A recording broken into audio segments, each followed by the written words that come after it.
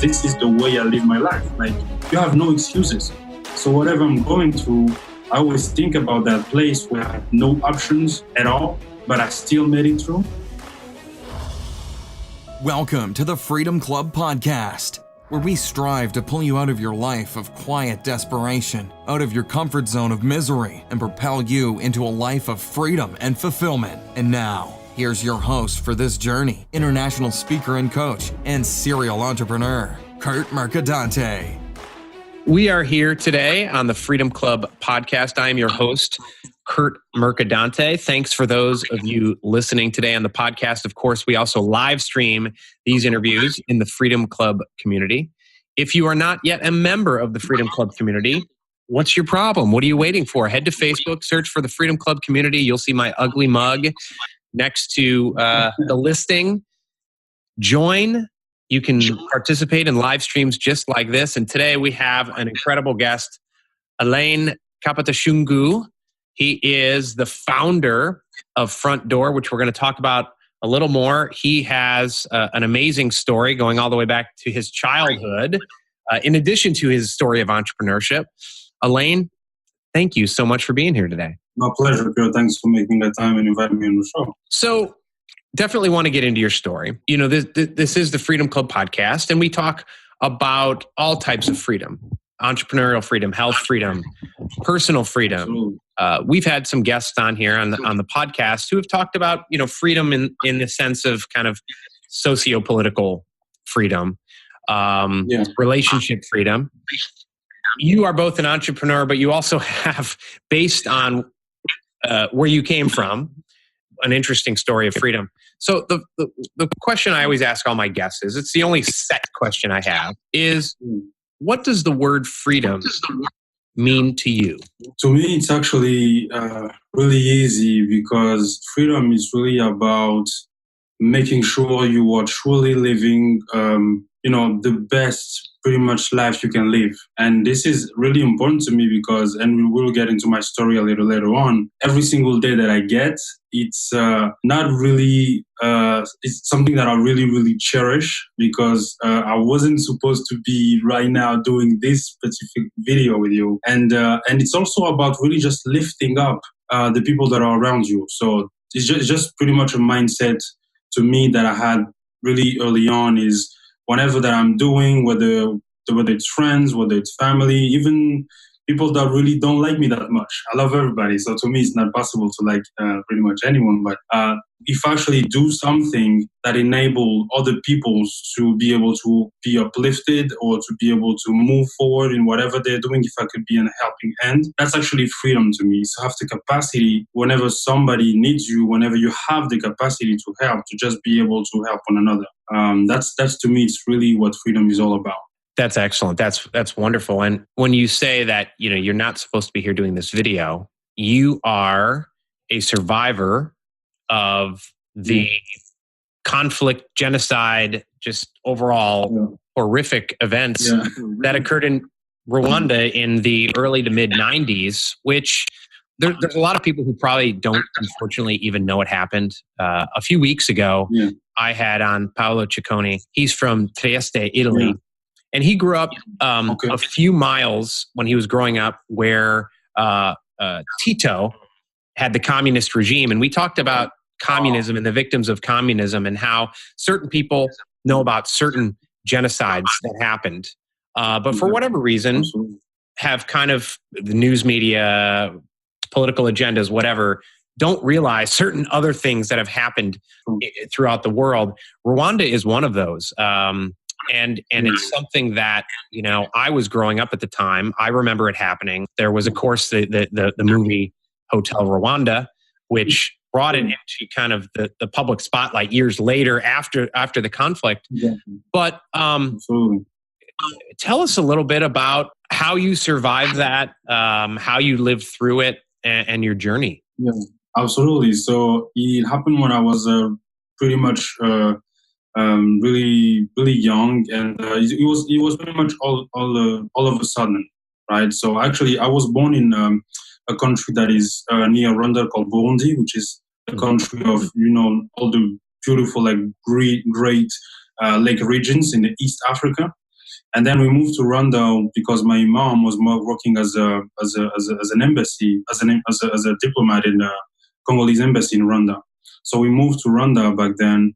And so I got there when I was really, really young, maybe 3 or 4 years old, something like that. And the first year were really, really, really great. So it's actually a beautiful place. My happiest memory, which is crazy, actually tied to Rwanda, because I can remember vividly how it was awesome, the place where we were living and the friends that I had. And literally all of a sudden, one night, pretty much back then, it was the plane of the Rwandanese president was pretty much shut down from the sky.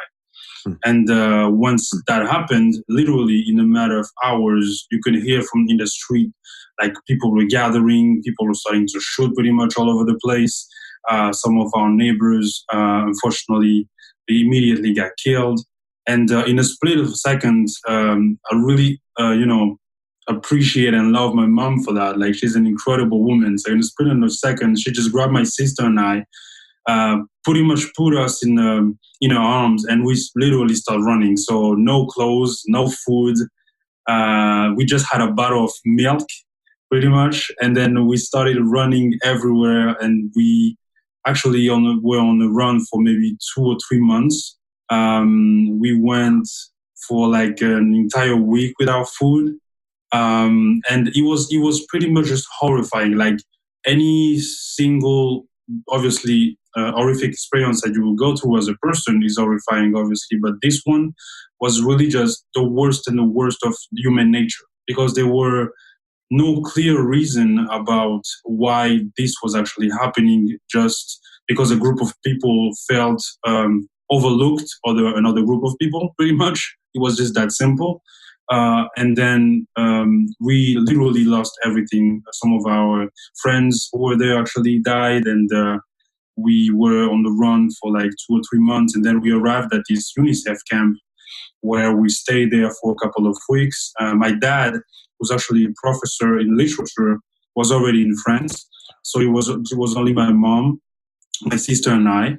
And hopefully enough, he's been pushing and looking for us. And through all of that chaos, he actually managed to find us. And then from there, since he was already living in Europe, we got a visa to come join him in France. So that's actually where the nightmare stopped for us. But I can remember vividly every single day, my sister and I were just looking at all the planes, taking off, and we were just kind of imagining, oh my God, it must be great. Where are those guys going? Like, definitely out of here. And then one day it was actually our turn. And it was really, really kind of an emotional period, because we didn't think that we're going to be able to make it through, because there were no reason why we should make it through. Everybody around us was pretty much dying.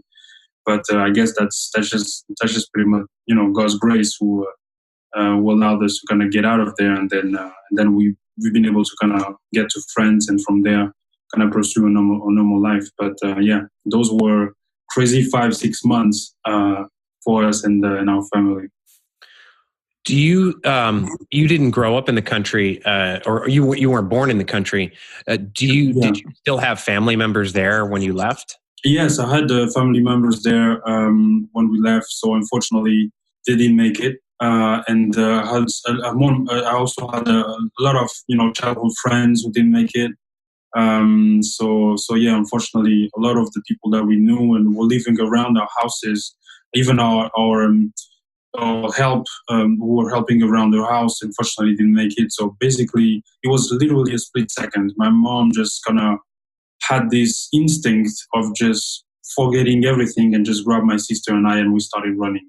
We didn't even know where we were going, but we just know that we had to pretty much get out of there and just run as fast as we can. But unfortunately, family members and friends of mine, I never heard from them. So I can only assume that unfortunately they didn't make it out. Wow, I'm sorry about that. Yeah.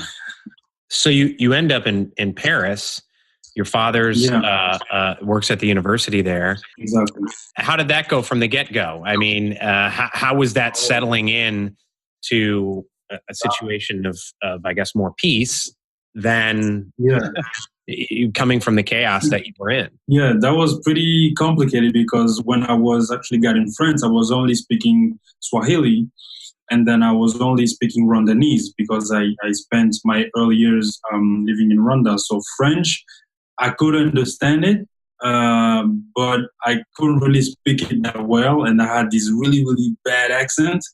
And my dad being a French professor, so I spent almost a year and a half really just perfecting and kind of learning the language when I got here. And it was really surreal for me because, the way we live in Africa as an African, I'm really proud of, the way we just welcome everybody, wherever you come from. If you go to Africa today, you just kind of have this sense of always belonging wherever you go. So when I got here, it was a wake-up call for me. Everything was different. People were not so warm. So I couldn't really understand why, especially in Paris, people were so mad pretty much every single day. So it took a little bit of adjusting and especially with the language. But once I had that down and kind of understood, okay, so this is actually my new normal. It's time for me to kind of make the best out of it. It got a little bit easier, but it was really, really complicated for almost 7 or 8 years after I got in France, to kind of just adjust myself and say that, okay, this is home. To actually be candid, even today I have a French passport, but I never feel like a Frenchman.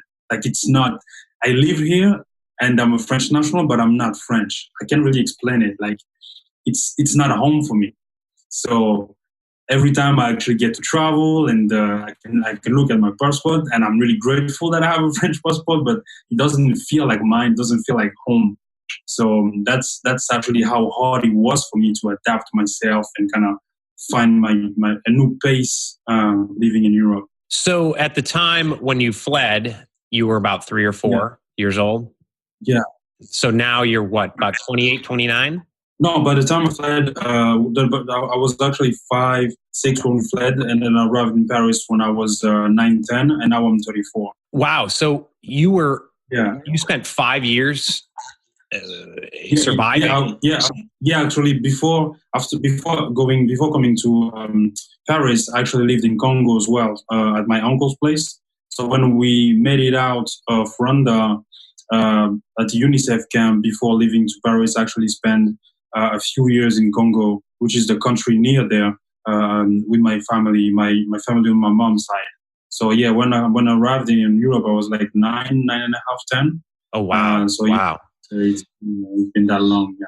And what was the situation in Congo like? Really peaceful. Peaceful. The family was there, and it really took a little bit of adjusting because I was living at my cousin's place, but it was really peaceful. We could actually eat. We could actually get the chance to, shower without being on a rush. And it was really just pretty much a break that we really needed after all of those months that we were on the run. So it was really peaceful. Really felt like home, and people were really, welcoming and really helpful, and just kind of helping us settle. So it was really nice. Really, really nice. So are you around 30 years old right now? 30, early 30s, late 20s? Yeah. So, for people listening or watching, I mean, this is not that long ago. And, here you are, you speak perfect English. You're the CEO of your own company, 20 years after fleeing a horrific situation, moving to Congo, then coming to Paris, across the world. And so the reason I highlight that is there's people all the time who come to me or comment on social media about whatever situation they're in and how they're stuck and they can't get out of it. And Marcus Aurelius Anderson, who's a mindset coach, is a great, he broke his back while training in the U.S. Army and came out of it. He was paralyzed for a year. And he's got a quote that he told me when he was on the podcast, that adversity is not a competition. And so we shouldn't compare anyone's adversity to one another. By the same token, some people come to me with reasons they're stuck, which are really mindset issues. They certainly are not fleeing of genocide, going halfway around the world with your family in your formative years, and not only surviving, but thriving to start your own company. Absolutely. So you obviously go to middle school and all that in Paris. Absolutely. So tell us, how did that was being an entrepreneur something you wanted to be right away, or were you just at that point happy to be in Paris, happy to be surviving? Not at all, actually. Being an entrepreneur was like not even in my mind, pretty much. I was my background is more business and then finance and things like that. So entrepreneurship was definitely not something that I was even looking at. But going through my last year as a master, I was doing a master degree, not in Paris this time, but in the south of France, in a city called Lyon. Oh, sure. That's actually where I met my wife, and she was more the entrepreneurship type. So pretty much she was going to Montreal back then, and she had this incredible opportunity to work for a corporate housing company. So she actually just asked me if I wanted to kind of tag along. And at that time, with everything going in the finance market, this is 2009, 2010, I figured why not? I could actually see what this real estate thing is all about. So basically, we went to Montreal, and that's actually where I kind of discovered the real estate industry, but more importantly, like the entrepreneurship. Actually really introduced me to that. And then from there, I just kind of pretty got that bug, and I've been doing that ever since, pretty much. But this wasn't planned for sure. Interesting. So now you're CEO of FrontDoor. Tell us about the company. Yeah, so the FrontDoor pretty much is a company that we started to actually solve a problem that we had running our first company, still in the real estate industry. So before doing FrontDoor, I built a company called Rental Homes Canada, where we were helping property management companies fill their vacancies.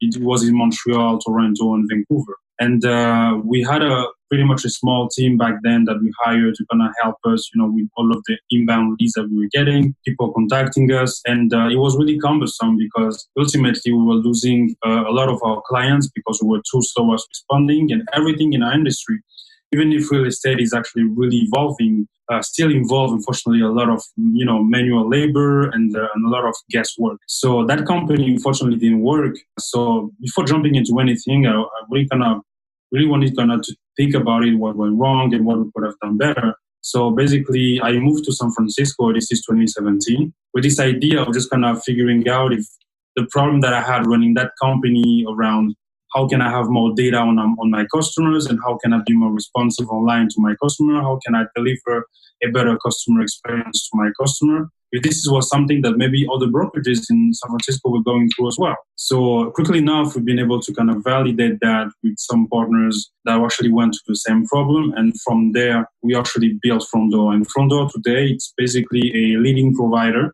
for lead capturing technologies, meaning that we help real estate agents to understand, to also engage and really prioritize every single leads that they get based on what we call the likelihood to close, which is we use data and allow any agents to know why he should be investing his time on a specific lead, pretty much through data. So there's no more guesswork, or there's no more labor involved in terms of gathering information about his customers, who they are, why is this important to me.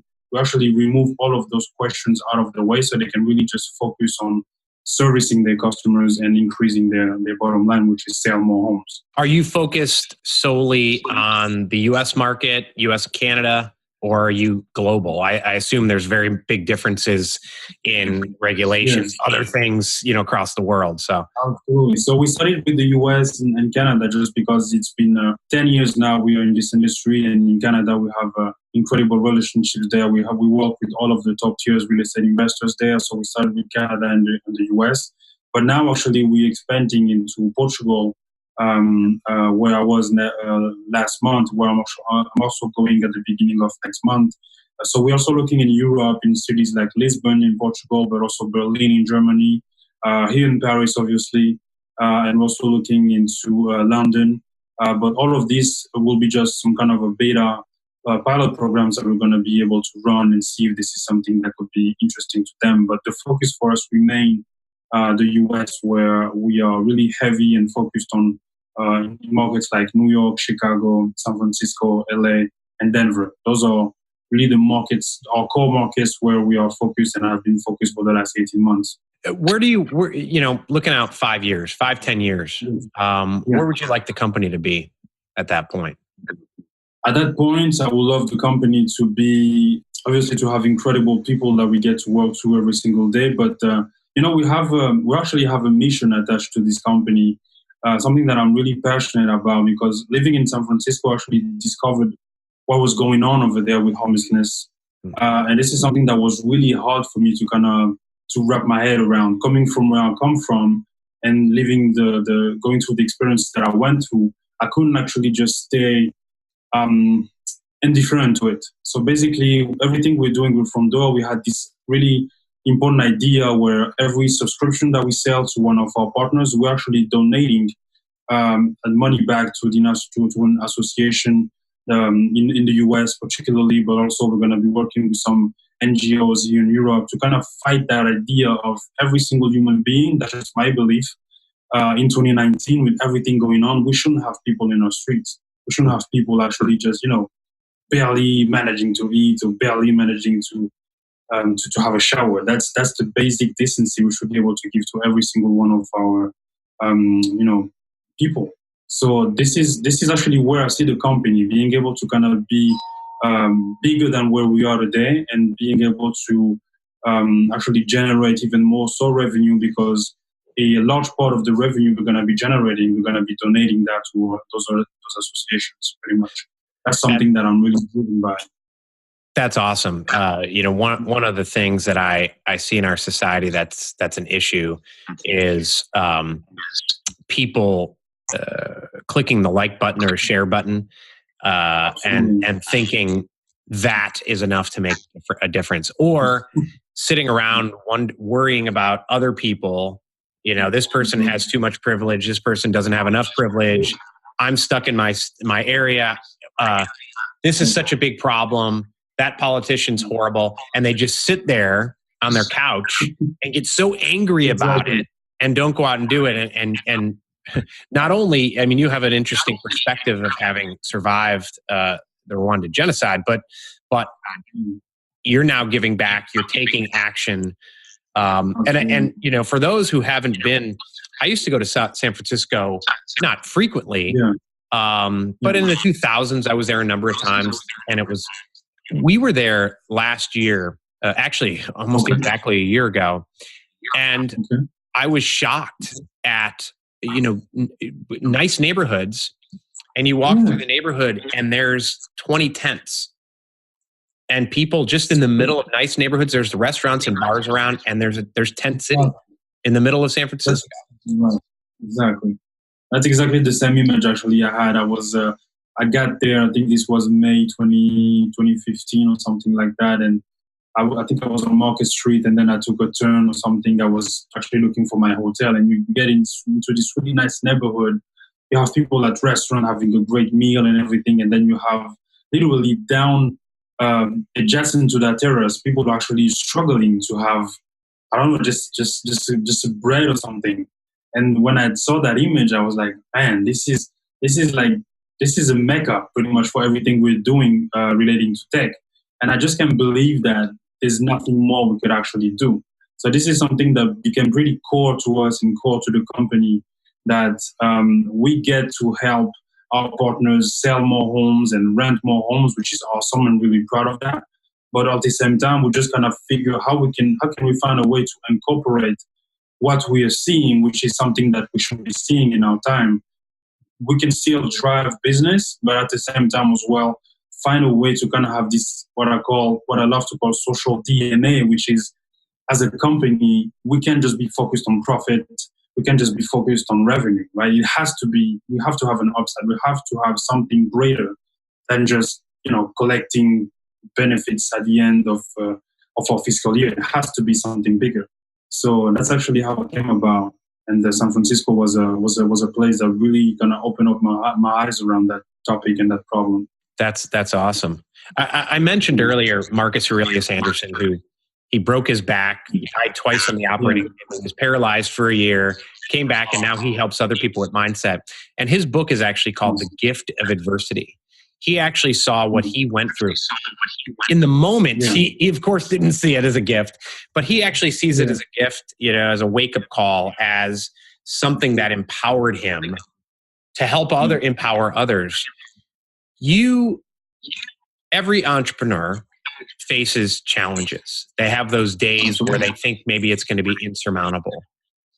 The situation you went through, and of course I would never say what happened in Rwanda or any other place where there was a similar circumstance was a gift or good. But for your circumstance, do you find that experience, I mean, between the ages of 5 and 10, fleeing,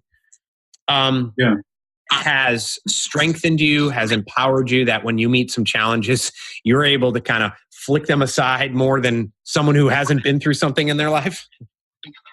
I definitely think so, because everything that happens, obviously, you go through struggles and obstacles and things like that. And to me, it's actually, it may sound crazy, but everything that happens is actually something that taught me a lot about perseverance. And I love that word, because if you boil it down, life, it's all about it. Like whenever you're trying to accomplish, it's all about just being able to persevere. And back then, I didn't know what I was doing when I was fleeing with my family, but basically, we were literally persevering. We had this idea of saying, we are not going to die today, nor this week, nor this month. So what are we going to do about it? Well, we're going to persevere. We're going to work some more. We're going to go without food this specific day. We're going to sleep in places where you can actually, you can't even close your eyes because you're afraid maybe those guys were going to find you there. So as an entrepreneur, I don't have the luxury, and this is how I see it, to go through a bad day, because everything that I went through, I mean, there's nothing that I can go through today that could be harder than that. So every time I go through a bad day, or one of our customers isn't happy, or somebody's leaving us, or one investor, I don't know, doesn't want to invest after months and months of discussions, obviously that's something that's definitely an adversity, but you kind of take a little bit, you kind of go back a little bit to that place and figure, I mean, I went through it. So whatever's going on today, I'm definitely going to be okay. And the way I see it with the people that we met and the people that we've lost, I also don't have the luxury to be in the position where I just complain about life. And I love what you were actually talking about. You had this, I think, a post or a video blog that you posted about saying that we can stay there, seated and saying, oh, this is not happening to me. I would love to do some more. What about him? What about him? You can actually go out and do something about it. And this is something that you actually said that I really love, because this is the way I live my life. Like, you have no excuses. So whatever I'm going through, I always think about that place where I had no options at all, but I still made it through. And everything that I go through with the business or my life actually approaches pretty much the same way. So that's actually how I see it. It really taught me a lot about perseverance, about being resilient, about being focused as well. Because everything that I'm doing now, it's actually way bigger than just myself. That's actually how I see it. So yeah, you have no excuses to just sit around and say, oh, I wish. Every time something happens, you can literally just do something about it, and whatever situation you're in, it's gonna be changed. That's how I approach this. It's you talked about earlier about watching the planes take off and kind of thinking someday we'll be on one of those planes, and you obviously had a big audacious objective of surviving and getting out of that situation. There's a lot of people out there who are very good at setting big goals, pie in the sky dreams, but they're not good about, what you learned early on, trial by fire, right? Was what you said was each day we thought we're not going to die today. We have to move forward another mile or two. And I talk about living an outcome-focused life where every day you have those key outcomes you need to do to win the day. I mean, talk about the extreme circumstance of that, which is we're not going to die today. And it's a wonderful lesson that everyone can learn. Is it's not only setting that you had the dream of leaving, but if you just sat there and dreamt all day, you would have died. Absolutely, that's a given. That's a given. You literally just have to move. Whatever you're doing, even even in business, someday you're going to have those days where you really just don't know what you're doing, especially when you're an early stage company and fighting to kind of find your place in the world. But like you said, you just have to kind of find a way to move. And early on, we actually had that, because even when we were tired and our feet were hurting, we will have our mom saying, if we stay here, we will actually die. So pick. She was really, she's an incredible woman. She was really bossy around that, but she's an incredible woman, because she really taught us a lot about, we are in a situation and we get that, but what are we going to do about it? So if we actually just stay there and waiting for something or someone to come, nobody ever came. So that's why I think it was 800 or 900,000 people actually lost their lives. That's crazy, because nobody ever came. So you had to literally pick up yourself, and each and every day that God was giving you, say, okay, this is not the day. I'm not going to die today. So let's go. I'm not going to eat today. It's okay. Let's go. Don't know when I'm going to sleep. It's okay. Let's go. You have to always pump yourself into those situations, and hopefully you just have to believe that you're going to be okay. And then once you have that mindset of starting to believe that things that you actually set goals on are going to be accomplished, I mean, you're good. It's going to take some time, maybe. It took us months to get there, even years, but we actually made it out. And I think that's actually how I really like to pretty much live my life today. And for those joining the live stream portion of this discussion, we're on with Alain Kapatashungu. He is, I did it right. I've gotten it right every time so far. He's an entrepreneur, CEO, founder of FrontDoor, which is a real estate startup doing very well. It's a purpose-driven company. He's also a survivor at a very young age of the Rwandan genocide. And so if anyone watching the live stream right now has any questions, please shoot them in. For those of you listening to the podcast, thanks for being here. And of course, we do live stream all these discussions in the Freedom Club community private Facebook group. So please come and join. Alain, we've talked about obviously your journey and your company. Tell us about a big part of the freedom lifestyle too is, and I'm sure you value, given how you grew up and how you started and leaving family behind, relationships and that alignment between your family, yourself, and your work. So outside of work, you seem to travel a lot. You mentioned San Francisco, Montreal, New York, Paris, Portugal. What do you do outside of work? How do you keep that alignment? Outside of work, so I've been fortunate enough to kind of be able to travel a few places here and there and live into those places. And travel is something that I really love to do, and especially being here in Europe, we have 27 countries around us, and it's like we have something close to 500 million people, and it's really easy to travel to Europe. Actually, tickets are really cheap, and hotel rooms are really easy to get to. So you can literally go from here, Paris, to let's say Turkey, in a matter of 3 hours and 30 minutes. So you have the incredible opportunity. That's actually what I really love about Europe, is the facility with which you can actually travel. You can go to Spain from here in just a matter of 1 hour. You can be in London in 35 minutes. It's really something that I really enjoy and love to do. That's actually something that I really love to do outside of work, and obviously spend time with the family. A little bit of running. I actually stopped for a couple of months there, but this is something that I really kind of enjoy, to go out pretty much every single day for a little 10K before the day actually starts. So I'm an early riser. I wake up every morning at 4 a.m. and then I will do my meditation, which is prayer. I will read the Word, which is the Bible. And then at 5, something like that, I usually go out for a run. And then this is something that this is actually my me time, where I just kind of go, when I just kind of get out of home, and then just kind of think a little bit about what's the day ahead. How can I better prepare myself? Those are the things that I really love to do, kind of jog and travel. Those are the things that I really enjoy doing outside of work. And just for a quick final question, unless we have someone from those watching the live stream, you mentioned at the very beginning of this interview that you weren't supposed to be here for this interview. You know, if you had been like millions of others in Rwanda and not survived it, you wouldn't be here to do this interview. You not only survived, you thrived, you've built a successful company, you're helping others through what you do, traveling the world. It's clear you have a tremendous sense of gratitude. Yeah, absolutely. I meet people, potential clients, etc., who have gratitude, but they use that gratitude almost as an excuse not to reach for more.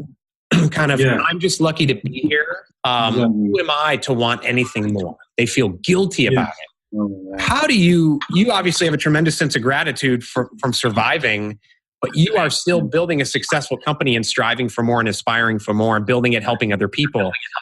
How do you weigh and balance that gratitude with, damn it, I'm going to go out and I'm going to build something. I'm going to crush it today and keep moving forward. Absolutely. Gratitude is definitely something that is key and important to me because I had this incredible fortune of just meeting people that were so helpful and so patient and so understanding with me to get to the point where I am today. But also the thing that I'm really motivated about is every single day, every single year pretty much, I would set a goal. And my objective at the end of my year is to be able to get to those goals, whether they are personal, whether they are professional. So for me, I can see going through life and achieving something and then just pretty much setting up there and say, okay, this is enough. I've done enough. I'm always eager and impatient in not only learning more, but meeting new people like I'm actually doing today with you. And just how can I do more?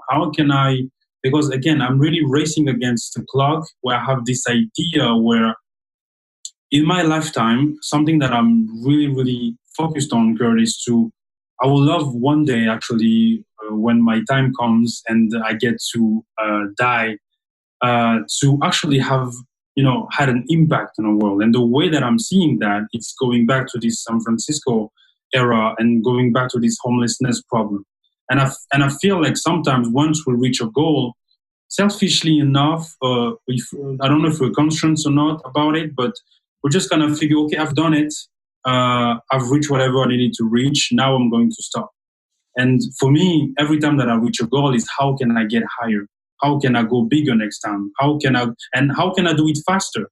Because if I reach a goal in a certain time period, now I've been able to learn from that specific goal that I was setting. So next time for the next goal, maybe going through the same phases or going through the same obstacle, now I've learned. So how can I get it done faster?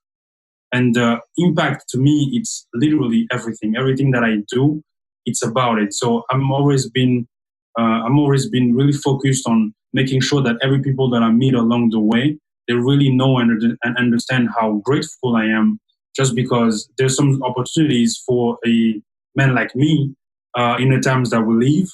I wouldn't have those opportunities, but people really betted on me. People really believed on me. So gratitude is something that is really big to me. And being able to kind of move always the needle forward and always what's next is something that I'm always been passionate about. I love to kind of have this feeling of always being insatiable and always kind of pushing the needle forward. This is something that this is actually how I see this aspect of not only gratitude, but how can we do more? How can we go faster? And how can we have more impact? Always more. That's actually how I build the company, but also my personal life. I approach it pretty much the same way. That's awesome. Luke Sievers, who's watching, asks, first he says, thank you for sharing your story. He says, he asks, for business owners who want to make a social impact, you talk about impact and the social impact you want to make, how can they transition their company to become more social-minded? How can they transition their company? I think it's definitely something that a CEO has to do. This is definitely a CEO call. This is definitely something that at the top of the company as a leader, you have to have those traits already pretty much figured out. You have to have those characteristics. Something that really frustrates me today, and I actually share this as well through an article, because I love to kind of write things on my Medium, blog posts, and things like that. is that we build company, and I feel like today, especially in tech startup, we just kind of find, funny, really not that inspired thing that we call vision. And I think that the problem today, as you build a company, I think even before thinking about a product, thinking about how much money I'm going to raise or how much money I'm going to make, it's why am I doing this? This is actually how I got started. Like, why am I doing this? Because you are literally trading every single day of your life for whatever you are doing. So make sure that at the end of the day, you have an impact. Otherwise, for me, I mean, I'm sorry, but you are literally wasting your time. So why am I doing this? Why am I building this company? Am I building this to be, recognized? Am I building this just because, I don't know, everybody's doing it, so I should do it? You literally have to kind of find the why that's driving what you're doing. And I think that as CEO and as company builders, lately we more into following trends instead of really kind of establishing them. We are more into, oh, this guy is doing this, it seems cool, so I'm gonna just put a vision on it and I'm gonna build a company as well. And you really have to kind of find why you're doing what you're doing, because once these days over, you literally wasted a day doing something that you don't even know why you were doing it. So I think that this is something as a CEO, as a founder, you really have to kind of take some time around it, even if it's months. Make sure you have a reason why you're actually waking up every single day, sacrificing your family, sacrificing your youth, or sacrificing your paychecks that you could be getting at some other places to actually build this. You have to have that in mind. Once you have that nailed, I think that whatever life throws at you, you're going to be okay. You're going to be able to go through those obstacles and ultimately win at the end of the day. So that's what I believe. We are not doing enough today as company founders. We are more just focused on trends and appearance rather than just really, I'm going to build this company. And while I make money, while I get profits, at the same time, I'm going to change, communities around me. I'm going to empower people around me. I'm going to, find a way to build more homes around me, or something like that. You have to have a why. Otherwise, you are literally wasting your why. You are really wasting your time. It's interesting. I work with a lot of companies and individuals, and we talk about defining your vision. And like you said, there's a lot of companies or even people who kind of come up with cheap visions that may sound good and sound bites. And the way I define a good vision statement is, which I look at as, individually, it's the destination, it's the outcome you want for your life, whether you die in 20 minutes or 20 years, right? But that it combines your purpose for being here, your purpose for living, with the impact you want to make on the world, and that purpose plus impact equals a compelling vision. So I love hearing you say that. That's wonderful. Absolutely, I agree. I agree with what you just shared. That, yeah, definitely. So Alain, you at an early age, 5 years old, between the time you were 5 and 9 and 10, right? You literally fought for your freedom. You fled to it. You have built a successful company. You were forced from your home at an early age, and now one of the purposes of your company is to help others get out of homelessness and into their homes. You are a survivor of the Rwandan genocide, successful businessman. Alain Kapatashungu, thank you so much for being a guest on the show. Thanks. It was my pleasure, Curt, to be able to share with you and the audience. And appreciate everything you're doing. Now I get to kind of follow you around, and I can't wait for you to explain me how you manage to work 12-hour a week. This is something that I really need to kind of hear from you, maybe in another email thread. Yes. And doing what you're doing is just awesome. Well, thank you very much. On that, so there's a lot of people, I get a lot of questions on the 12 week, either from people who don't believe it or just want to know, like, how do you get there? So I started last Thursday a vlog on YouTube called the Freedom Vlog. It's not going to be every day, and sometimes it's boring. But that's the point. To me, it was yesterday I didn't work at all. And so it's me giving my son Italian lessons and those types of things. But yeah, follow that. But let's definitely email. We'll talk offline, but in October, I'm having the Freedom Club Festival here in Charleston. Would love to have you be a guest there. We can talk about that. If people want to learn more about you, learn more about FrontDoor, the work you're doing, where's the best place that they should go? The best way it's definitely FrontDoorApp.com, where everything that we do about the company is there, all the communications are there, and I love using Twitter, I love using LinkedIn. So on LinkedIn, it's just Alain Kapatashungu, which is my name. And on Twitter, it's at AKPTSH, which is Alain Kapatashungu shortened. And more than happy to just connect and hopefully we can share some things over there as well. Excellent. And I'll share links to those in the show notes. Thanks, Alain, for being a guest. Thanks, everyone, for watching live. Thanks for everyone listening. This has been the Freedom Club Podcast. Thanks a lot, Curt.